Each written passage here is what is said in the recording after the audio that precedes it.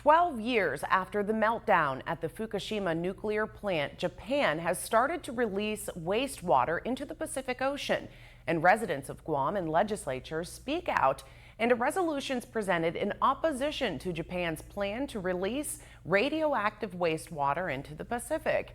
A public hearing this week was to talk about concerns and present a resolution for Guam to join other Pacific Island nations in urging the government of Japan to consider alternatives to discharging more than 1 million tons of contaminated water from the Fukushima Daiichi nuclear disaster into the Pacific Ocean.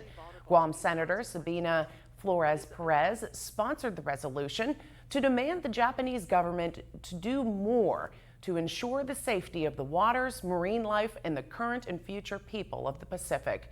12 years ago, an earthquake caused a tsunami and destroyed triple reactors at the Fukushima nuclear plant. The cleanup since then has resulted in more than 1.2 million tons of contaminated water, which the government of Japan says has been determined to be safe enough to dump into the Pacific Ocean. This resolution simply urges the Japanese government to continue to explore alternative ways to dispose of this wastewater, as critics worry there could be repercussions for years to come. Over the next 17 days or so, TEPCO will release about 7,800 tons of treated water and will continue to dispose of the wastewater for an estimated time frame, 30 to 40 years. Although the government of Japan notes that the discharging of treated water into the ocean is a standard practice of nuclear power plants, the amount of wastewater present at Fukushima is unprecedented, and there is no way to be sure of the kinds of adverse effects that will occur 30 years into the future. And once damage to the ocean, food chain, or people has occurred, it cannot be easily rectified. Not with money, not with apologies. Enabling Japan to discharge over 1.2 to 1.3 million tons of wastewater into our shared oceans without addressing the real concerns of other nations within the region sets a scary precedent for the future, especially now that the intense consequences of climate change are increasing. It is about time that Guam join in the international community's demands to protect our oceans for our future, for the future of all generations. The decision disregards scientific evidence.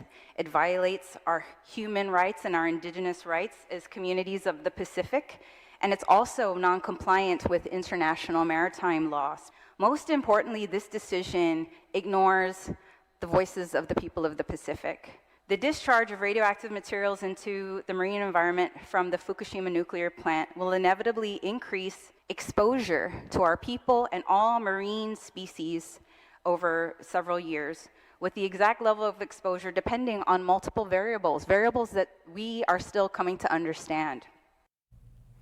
The head of the UN's nuclear agency says any environmental damage would be negligible, as authorities say the water is highly diluted and being released slowly over decades to meet international regulations. The government adds releasing treated water is a standard practice. And also testifying at the hearing this week was Deputy Consul General for the Japan Consulate on Guam. The government of Japan has taken every single step to make sure that the method of Alps treated water would remove the harmful radioactive substances and would not pollute the environment. Furthermore, the discharge is continuously monitored together with the IAEA expert on site. We all share the same Pacific Ocean, and Japan cannot survive without clean ocean. I can assure you that discharge is safe. If by monitoring the level of safety is not guaranteed, the discharge will be discontinued. But as of now, the safety is guaranteed. The process has already begun. Over the next 2 weeks or so, TEPCO will release about 7,800 tons of treated water and will do so for about 30 to 40 years.